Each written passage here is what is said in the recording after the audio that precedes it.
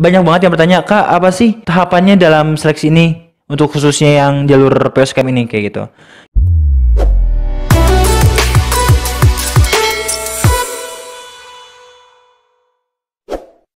Hai, bertemu lagi di channel YouTube Pasha Al-Bogori. Kali ini kita akan bahas nih tentang perihal jalur terakhir pendaftaran di Polbangtan, yakni jalur POSKM. Tentunya kalian banyak banget yang bertanya, Kak, tolong jelaskan perihal POSKM ini seperti apa.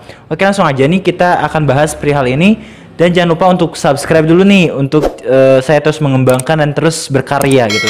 Agar saya terus semangat nih, asik kayak gitu. Langsung aja nih kita bahas tentang perihal POSKM. Jadi POSKM ini adalah salah satu jalur yang bisa kalian tempuh nih. Bagi kalian yang mungkin notabene-nya belum rezeki di jalur undangan ataukah umum, bisa kalian tempuh. Namun, kalau untuk jalur ini, kalian memiliki syarat, yakni harus memiliki sertifikat atau piagam penghargaan kejuaraan ketika kalian mengenyam pendidikan di SMA atau SMK sederajat kayak gitu. Dan sebagai tambahannya, kalian tuh pasti bertanya ya, Kak, sertifikat apa aja sih, Kak, yang bisa diikutkan gitu ketika pendaftaran jalur POSKM ini? Kalau untuk sertifikat sendiri itu kita bisa masukkan tuh yang akademik maupun non akademik. Dan mungkin kalian yang punya sertifikat yang pertama nih, punya sertifikat ketua OSIS ataukah ketua Karang Taruna, ketua MPK, atau bahkan pokoknya seluruh ketua gitu ya, punya sertifikat ketua kepemudaan gitu di organisasi kepemudaan, kalian bisa ikutkan gitu. Mungkin yang kalian paskibraka juga silakan aja ikutkan. Terus bagi kalian yang punya prestasi akademik maupun non akademik gitu ya, baik itu tingkat nasional, tingkat provinsi, tingkat kabupaten atau kota, atau bahkan gitu ya internasional, silakan ikutkan. Dan bahkan ini jadi peluang kalian untuk bisa menjadi salah satu bagian menjadi abdi negara pertanian Indonesia kayak gitu sih. Dan bagi kalian nih yang hafiz Quran, yang paling minimal gitu ya 15 juz, silahkan kalian bisa ikut juga gitu ya, karena sekarang kita buka peluang nih untuk para mereka yang ingin notabene-nya berkontribusi nyata. Tapi di sini kita udah terbuka nih bagi kalian yang punya prestasi bidang apapun itu, silahkan ikutkan agar bisa disumbangsikan atau bahkan dikontribusikan nyata kepada negara kita gitu ya, khususnya di bidang pertanian. Itu sih kalau untuk tambahan sertifikat apa aja yang bisa dimasukkan gitu ya. Dan yang benar-benar harus kalian perhatikan dalam seleksi ini tuh hanya dibuka sepanjang 2 hari gitu kalau untuk pendaftaran online-nya, sehingga kalian benar-benar harus benar-benar gercep gitu ya, harus gerak cepat untuk mengikuti tes ini kayak gitu. Jangan teledor lah gitu, jangan benar-benar ceroboh dan bahkan nanti aja bisa gampang. Ketika kalian coba nih di tengah malam, nyatanya mungkin listriknya mati, kuotanya nggak ada, jadi kebingungan gitu. Karena hal-hal yang kita tidak duga itu bisa jadi terjadi gitu ya. Gitu sih kalau untuk perihal sertifikat apa aja yang bisa diikutkan kayak gitu. Terus semangat ya. Dan banyak banget yang bertanya, Kak, apa sih tahapannya dalam seleksi ini untuk khususnya yang jalur POSKM ini kayak gitu.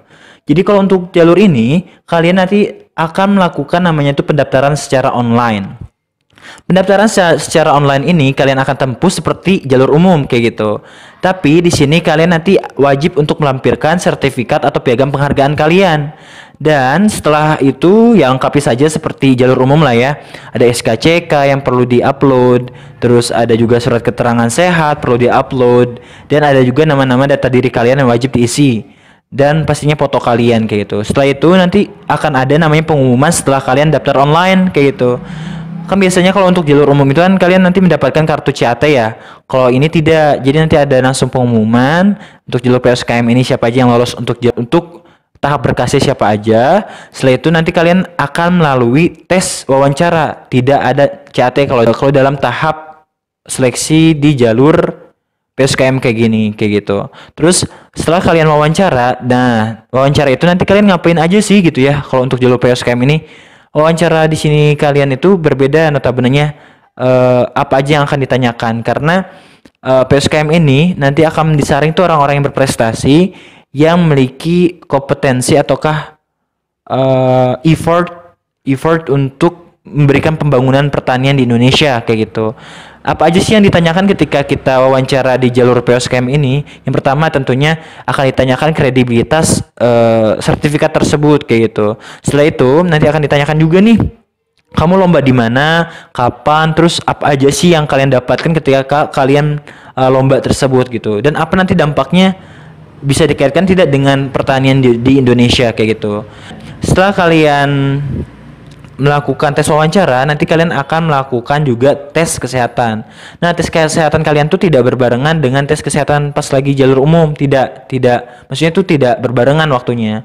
Karena kalau untuk tes kesehatan di jalur PSKM ini tuh berbeda, berkaca dari tahun lalu kayak gitu. Dan untuk tempatnya pun berbeda, kan kalau untuk yang jalur umum itu kalian nanti masuk ataukah tesnya tuh di setiap Polbangtan ataukah di suatu unit-unit kesehatan lah yang telah melakukan kerjasama gitu dengan Polbangtan.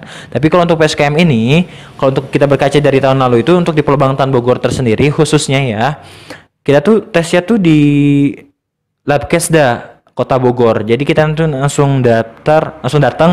kita langsung datang ke Labkesda tersebut, terus kita nanti tes kesehatan ya sama aja tes kesehatannya kayak gitu. Setelah kalian tes kesehatan nanti kalian ada tes fisik kayak gitu. Tes dari hasil seluruhnya mulai dari wawancara, terus tes kesehatan dan tes fisik dan akan diakumulasikan dan nanti akan dipertimbangkan lah ya dari segala aspek kalian bisa tidak gitu ya. Bisa tidak masuk Polbangtan kayak gitu. Setelah itu ya udah keluar SK kalian siapa aja yang lolos menjadi bagian mahasiswa Polbangtan di Indonesia kayak gitu. Dan ada juga nih ada yang bertanya ya, Kak, untuk nguploadnya tuh berapa sertifikat gitu?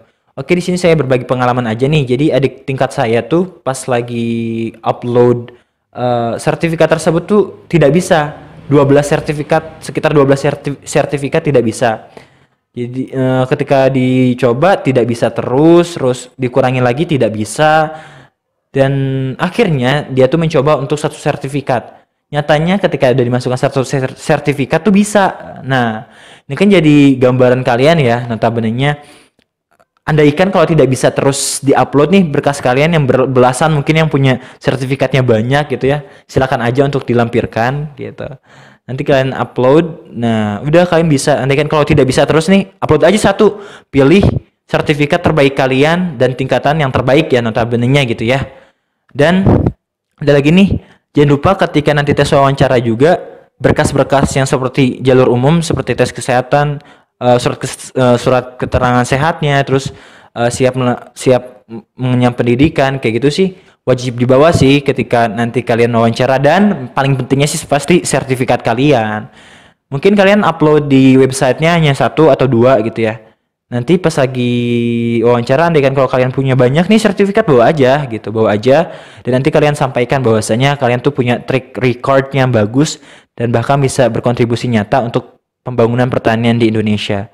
Itu sih untuk perihal kita sharing jalur PSKM kayak gitu. Semoga ini bermanfaat dan jangan lupa nih untuk kalian yang belum like, comment, and share jangan lupa lakukan hal itu sebagai dukungan kalian sehingga saya terus semangat nih dan apalagi yang kalian yang belum subscribe channel YouTube ini, yuk kita subscribe sebagai dukungan kalian agar saya terus berkarya untuk bangsa. Iya, terus semangat, pertimbangkan dan lakukan dengan sebaik-baiknya, berikan yang terbaik dari diri kalian karena insya Allah gitu ya, segala pengorbanan yang telah kalian lakukan insya Allah akan berdampak ataukah berbuah hasil yang manis gitu ya. Apapun itu keputusannya ya terima apa adanya karena sudah waktunya kita menghabiskan waktu masa muda kita dengan terus berjuang gitu. Karena apabila kita tidak punya pengalaman ketika kita waktu tua ya crunch aja gitu, maksudnya di sini tuh kita garing gitu hidupnya, nggak ada pengalaman seperti apa. Jangan putus semangat, jangan putus asa, banyak banget hal-hal yang terus kalian harus dapatkan dari pengalaman dan bahkan terus belajar dari aspek segala apapun itu. Karena negeri kita membutuhkan orang-orang yang seperti itu gitu, berkontribusi nyata, terus memiliki dampak besar untuk kemajuan bangsa kita. Ya kapan lagi bangsa ini menunggu aksi nyata kalian. Terus semangat, jaya pertanian Indonesia, bangga menjadi abdi negara pertanian Indonesia. Wassalamualaikum warahmatullahi wabarakatuh.